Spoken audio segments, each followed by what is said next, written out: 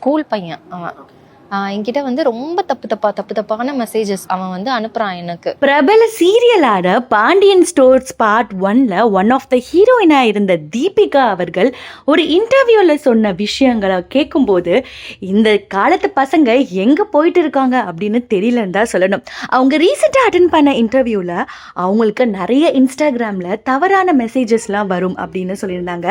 And அதில் one of த மெசேஜா ஒரு 10th படிக்கிற ஒரு பையன் அவங்க கிட்ட ரொம்பவே ஆபாசமான விஷயங்களை கேட்டு பேசினதா சொல்லியிருந்த விஷயம்தான் இப்போ பகீர் தகவல் மாதிரி இருக்கு.